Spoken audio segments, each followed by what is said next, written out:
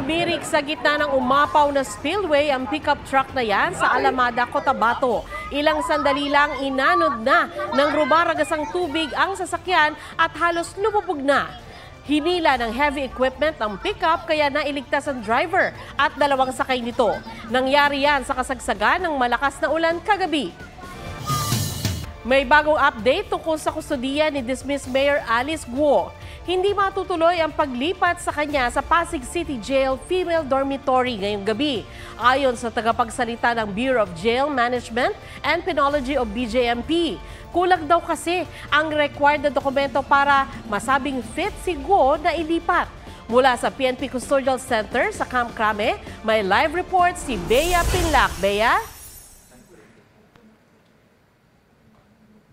Sandra, ngayong gabi nga sana ililipat si dismissed Bamban Tarlac Mayor Alice Guo mula rito sa custodial facility ng Camp Crame patungo sa Pasig City Pasig City Jail Female Dormitory. Pero sabi mo nga hindi ito matutuloy. Ayon kay BJMP spokesperson Superintendent J. Rex Bustinera, tumawag si PNP spokesperson Colonel Jean Fajardo para sabihin niya na hindi muna ililipat ng detention center si Guo. Kulang umano ang documentary requirements kasama na ang medical results ng x-ray at iba pa raw para masiguro na fit si Guo. Maaring hindi rin daw malipat ngayong weekend si Guo dahil kailangan pang i-confirm muli ang requirements niya. Nasa 4th floor ng Pasig City Jail Female Dormitory ang seldang inihanda para kay Alice Guo. Pangsyam lang dapat ang selda pero may mahigit 40 PDL. Medyo mahirap po siguro yung adjustment dito. Sa ngayon po, yung nakita po nilang bakante is yung nasa pangatlong palapag nung bed banks. Yun na lang po ang bakante. We assure the public na wala talagang VIP treatment. Nasa pasilidad din ang 3 babaeng kapwa-akusado ni Pastor Apollo Kibuloy. Pinalipat ng Pasig City RTC ang kustodiya ni Guo sa Pasig City Jail Female Dormitory nang maglabas ito ng warrant of arrest para sa kasong qualified human trafficking na non-bailable. Magpa-file po kayo ng petition to post bail doon sa qualified human trafficking. Petition for bail. Opo. Pag nag-file ka na kasi ng petition for bail, isa-set yun, marathon hearing yun. So, in less than 2 weeks, mag-i-issue, ima-marathon ng court yun na itidirect nila yung prosecution to present their evidence. Bago nito, nakapagpiyansa naman si Guo para sa 2 counts of graft na kinakaharap niya sa korte sa Valenzuela. Nag-ugat ang kaso sa umano'y paggamit ni Guo ng kanyang pagiging alkalde para mabigyan ng permit ang mga illegal na pogo sa Bamban Tarlac. Dumalo kanina sa arraignment si Guo na dumating sa Valenzuela Hall of Justice na naka-helmet at vest. Pero di natuloy ang pagbasa ng sakdal dahil sa nakabinbing motion to quash information na inihain ng kampo ni Guo sa korte sa Tarlac kung saan unang inihain ang kaso. Pinagsusumite ni Judge Elena Amigo Amano ang magkabilang panig ng position paper hanggang Miyerkules ukol sa motion ni Guo. Naglabas din siya ng desisyon na manatili sa Valenzuela City Jail si Guo habang hinihintay ang arraignment nito. Nang sabihin ng depensa na magpapiyansa si Guo, nag-motion ang prosecution na dapat quadruple o gawing times 4 ang bail nito. Punto ng prosecution, may kakayahang umalis ng bansa si Guo kaya nahuli sa Indonesia. Nagpa siya ang korte na triplehin ang ibabayad na piyansa ni Guo. 540,000 pesos ang inilagak niyang piyansa para sa graft. Pero sa huli, di pa rin siya nakalaya. Nandun yung CIDG standby unit sa labas, pumasok, sinerve yung warrant of arrest ng RTC Pasig. Yun. So, kumusta? Anong reaksyon naman ni Mayor Guo nung inaresto ulit siya? Well, actually, tanggap na niya yung situation. Nag-sync na sa kanya yung mga pangyayari na yan.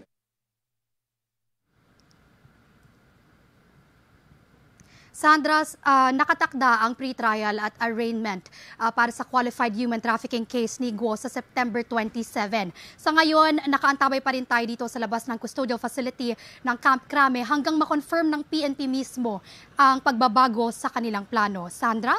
Maraming salamat sa iyo, Bea Pinlac.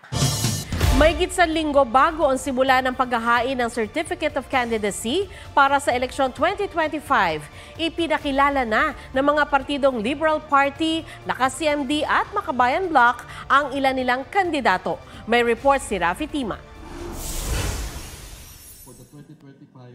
Formal nang pinangalanan ng Liberal Party si dating Senador Kiko Pangilinan bilang opisyal na senatorial candidate ng Liberal Party.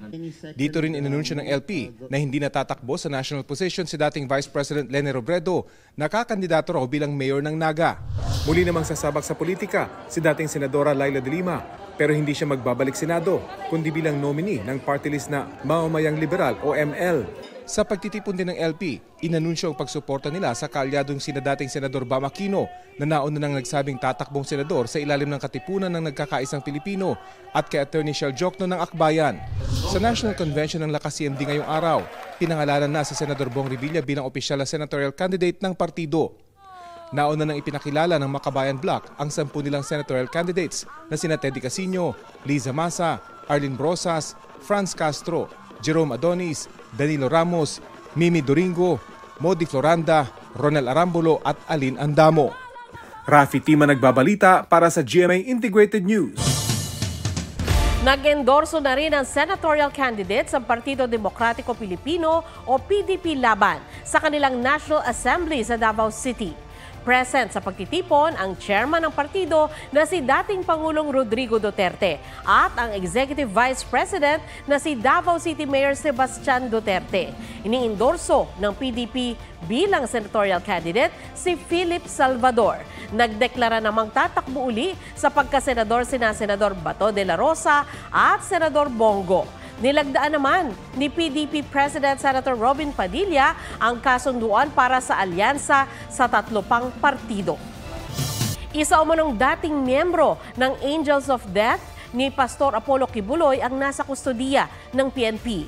Ayon kay PNP spokesperson Colonel Jean Fajardo, bineberipika pa nila kung lehitimong miyembro siya ng Kingdom of Jesus Christ at kung totoong may mga armas sila.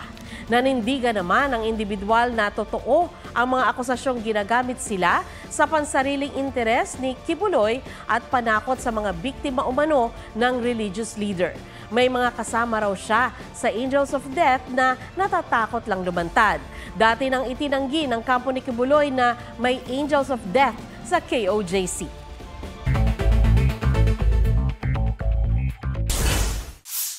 Vice President Sara Duterte, binisita si dating Vice President Leni Robredo sa bahay nito sa Naga City. Sa isang pahayag sinabi ni Robredo na personal at hindi tungkol sa politika ang kanilang pinag-usapan. Nasa Naga raw si Vice President Sara para sa Peña Francia Festival at sinamantala raw nito ang pagkakataon na bumisita kay Robredo. Nationwide transport strike sa Lunes at Martes, inanunsyo ng grupong Manibela at Piston. Philippine Coast Guard nakapagpadala na ng barkong magiging kapalit ng BRP Teresa Magbanwa sa Escoda Shoal, ayon kay National Security Advisor Eduardo Año. Dating Iloilo City Mayor Jed Mabilog, handa raw tumistigo sa investigasyon ng International Criminal Court kaugnay sa Duterte drug war. Nataon sa kanyang birthday ang pagbabalik Iloilo City ni Mabilog matapos ang 7 taon. Mariz Umali nagbabalita para sa GMA Integrated News. Posible na lumabas ng Philippine Area of Responsibility ang Bagyong Igme bukas ng umaga. Huling namataan ng Pag-asa ang Bagyong Igme, 500 kilometers ng northeast ng Itbayat, Batanes. May lakas yan na aabot sa 55 kilometers per hour at bugsong aabot sa 70 kilometers per hour. Patuloy ang pagkilos nito northwestward sa bilis ng 40 kilometers per hour. Sa forecast track ng Pag-asa, mababa ang tsansa nitong maglandfall sa Pilipinas. Pero kahit hindi tatama sa lupa, palalakasin pa rin ito ang habagat na magpapaulan sa maraming lugar sa bansa ngayong weekend. Tinalakay sa 2024 International Design Conference ang mahalagang papel ng design para solusyonan ang ilang problemang kinakaharap ng mundo. Sa temang Design Beyond Desire, ibabahagi ng ilang kilalang design experts at thought leaders ang kanilang nalalaman sa paglikha ng sustainable solutions. Layo nitong mabigyan ang mga designer, negosyo at mambabatas ng sapat na kaalaman tungkol sa mga disenyo para sa public space, polisiya at serbisyo. In the Philippines, we're always talking about outdoor air pollution. The indoor air pollution is actually what's causing everybody to be sick. Healthy spaces are possible. Demand for them in your city or in your workplace.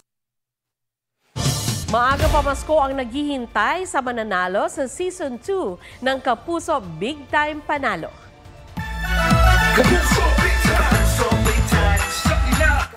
Mahigit 10 million pesos ang ipamimigay kabilang ang tig 1 milyong piso para sa lucky na mamimili o lucky mamimili at sari-sari owner sa Grand Draw. Bumili ng mga produkto at mag-send ng entries simula September 28 hanggang December 6.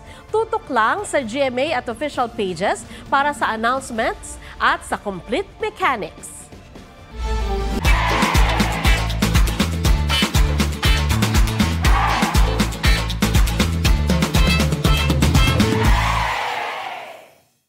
Huwag magpahuli sa mga balitang dapat ninyong malaman. Mag-subscribe sa GMA Integrated News sa YouTube. Sa mga kapuso abroad, subaybayan nyo kami sa GMA Pinoy TV at sa www.gmanews.tv.